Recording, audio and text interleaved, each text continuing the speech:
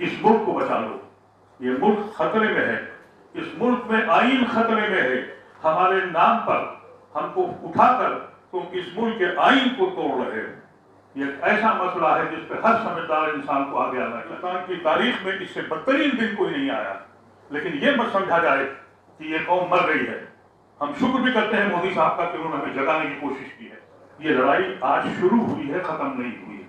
جتنے بھی democratic system ہیں اس پہ ہم یہ لڑیں گے، اور جو لوگ ہمارے بل کی حمایت کر رہے ہیں ہم ان کا احسان مانتے ہیں اور مانیں گے، اور جن لوگوں نے ہمارے آج مخالفت کی ہے ان کے ساتھ اب ہمارا رویہ کیا ہوگا یہ آنے والا وقت بتائے گا۔ یہ ہندوستان میں مسلمانوں کے لیے اس سے برا دن کوئی ممکن نہیں ہے۔ ہماری جائیدادوں کو لے کے جو جھوٹے الزامات لگائے گئے، یہ کہا گیا کہ جیسا بھی قاسم رسول الیاس صاحب نے کہا کہ جس زمین پہ ہاتھ رکھ دو وہ وقف کی زمین ہے، اور لاکھوں ایکڑ زمین ان کے پاس ہے۔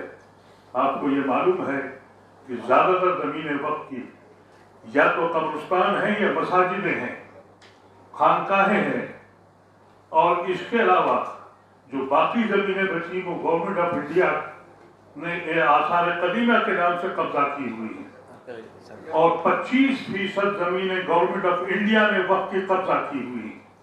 تھوڑی سی زمینیں ہمارے پاس ہیں جس کی آمدنی سے ہم مسجدوں کے اماموں کے تنخواہیں نکالتے ہیں، اور یہ بھون پیدا کیا گیا کہ یہ کمیونٹی اتنی بڑی اتنی دولت مند ہے، ان کو یہ تک نہیں معلوم ہے کہ جب آپ وقف کر دیتے ہیں، انہوں نے یہ کہا ہے گورنمنٹ نے کہ ہم بہت فائدہ کرنے والے ہیں، ان کو یہ تک علم نہیں ہے کہ جب وقف کیا جاتا ہے تو جو وقف کرتا ہے اس کی ایما ہوتی ہے، اس کی ول ہوتی ہے کہ یہ زمین ہم دے رہے ہیں اسکول کے لیے، مدرسے کے لیے۔ کیا آپ وہاں 5 اسٹار ہوٹل بنائیں گے؟ ہمارے اس بیسک مقصد کو ختم کرنا چاہتے ہیں؟ اس مقصد کو ختم کرنے کے لیے کام کیا جا رہا ہے۔ یہ کہا جا رہا ہے کہ اس میں بہت غریب لوگ جو ہیں اور ان کو فائدہ ہونے والا ہے۔ میں پاسماندہ اور اشراف کی بات نہیں کرتا ہوں، لیکن ان لوگوں نے یہ شروع کیا۔ آپ مجھے بتائیے کہ وقف کی زمین کوئی غریب آدمی دے سکتا ہے؟ وقف کی زمین جو ہے وہ وہی دے سکتا ہے جس کی حیثیت ہے، اور وہ اپنی حیثیت سے نکال کے کچھ چیزیں دیتا ہے، اللہ کے نام کرتا ہے، اور کہتا ہے کہ اس سے ہمارے غریب بھائیوں کو فائدہ ہو۔ کہا یہ جا رہا ہے پارلیمنٹ کے اندر کہ صاحب اس سے بہت فائدہ ہوگا غریبوں کو اور پاسمانداروں کو۔ گمراہ کرنے کی ایک سازش چل گئی ہے۔ میں یہ سمجھتا ہوں کہ آج بھی اس ہندوستان میں جو لڑائی شروع کی گئی ہے، یہ لڑائی آج شروع ہوئی ہے، ختم نہیں ہوئی ہے۔ جتنے بھی ڈیموکریٹک سسٹم ہیں اس پہ ہم یہ لڑیں گے، اور جو لوگ ہمارے بل کی حمایت کر رہے ہیں ہم ان کا احسان مانتے ہیں اور مانیں گے، اور جن لوگوں نے ہمارے آج مخالفت کی ہے ان کے ساتھ اب ہمارا رویہ کیا ہوگا یہ آنے والا وقت بتائے گا۔ ہم ان کے حقے پانی بند کرائیں گے، اور وہ حضرات، وہ مسلمان جو اپنے عہدے کے خاطر ان لوگوں کے ساتھ ہیں، ان کے ساتھ ہم لوگ کوئی نہ کوئی فیصلہ کریں گے۔ یہ مت سمجھیے گا کہ یہ لڑائی صرف علماء کرام کا لڑ رہے ہیں۔ مسلمان ایک گاؤں کا مزدور اس کا بھی دل ہل گیا ہے، اور ایک بیوروکریٹس اور ایک فوجی اور ایک وہ بھی مسلمان وہ بھی سمجھ گیا ہے۔ ہمیں ابھی یقین ہے کہ ایک بڑی تعداد ہمارے ساتھ غیر مسلمانوں کی ہے، ان کے احسان مند ہیں، ہم ان کے ساتھ مل کے لڑیں گے۔ اور یہ جو انہوں نے تماشا شروع کیا مودی اور شاہ نے، اس کا مقصد یہ ہے کہ تم اس ملک میں اس طرح سے رہو گے کہ تمہاری جائیدادیں بھی ہم چھین لیں گے، تمہاری مساجدیں، تمہاری خانقاہوں پر ہمارا قبضہ ہوگا، ہمارا آدمی بیٹھے گا، جیسا بھی ہمارے سیکرٹری جنرل نے کہا، وہ فیصلہ کریں گے۔ اس کو منظور کیا جا سکتا ہے؟ ہندوستان کی تاریخ میں اس سے بدترین دن کوئی نہیں آیا، لیکن یہ مت سمجھا جائے کہ یہ قوم مر گئی ہے۔ ہم شکر بھی کرتے ہیں مودی صاحب کا کہ انہوں نے ہمیں جگانے کی کوشش کی ہے۔ ابھی تک ہمارے بچوں کو لنچ کرتے تھے، ہم اس لیے چپ تھے کہ اس کا بچہ مارا گیا، میرا بچہ تو بچ گیا۔ ابھی تک ہمارے پر بلڈوزر چلاتے تھے، ہم یہ کہتے تھے کہ اس کا گھر گر گیا، میں تو بچ گیا۔ اب آج ہمارے دین کا مسئلہ کھڑا ہو گیا ہے۔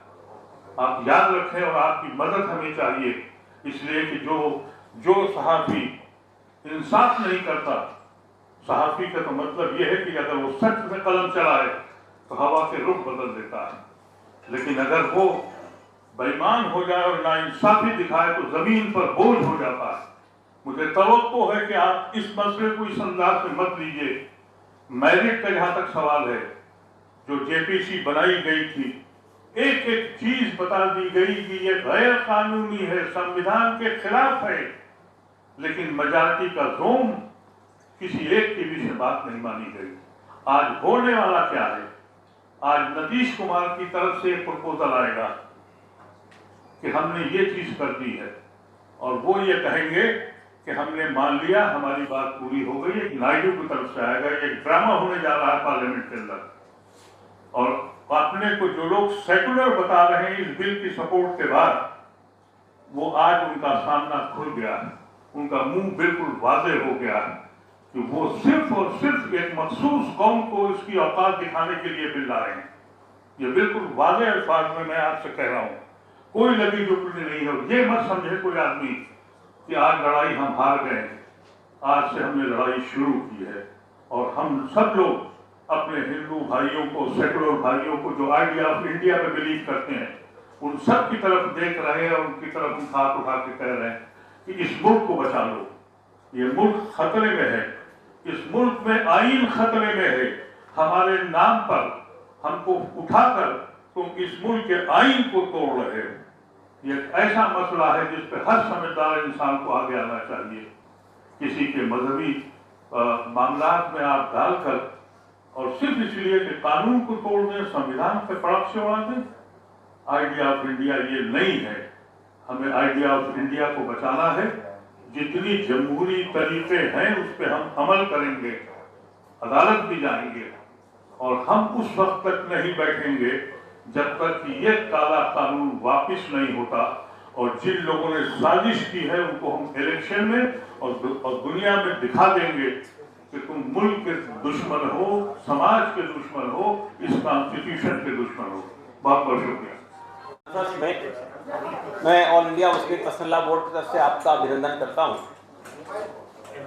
आज मेरे साथ इस प्रेस कॉन्फ्रेंस में जो लोग उपस्थित हैं, मुस्लिम पर्सनल लॉ बोर्ड के जिम्मेदार, मैं उनका पहले आपके सामने परिचय करवा देता हूँ। मेरे राइट हैंड पे मौलाना फजलुर रहीम मुजद्दिदी साहब, आप all India Muslim personal law board के नेशनल जनरल सेक्रेटरी हैं और एक बहुत बड़ा एजुकेशन इंस्टीट्यूशन है जामिया हिदायत के नाम से जयपुर में, उसके रेक्टर। आपके बगल में राइट हैंड साइड पर मोहतरम जनाब अदीब साहब, मोहम्मद अदीब साहब, एक्स MP और all India Muslim personal law board के एक मेंबर भी हैं, और आप अलीगढ़ यूनिवर्सिटी मूवमेंट से भी बहुत दिनों तक वाबस्ता रहे हैं।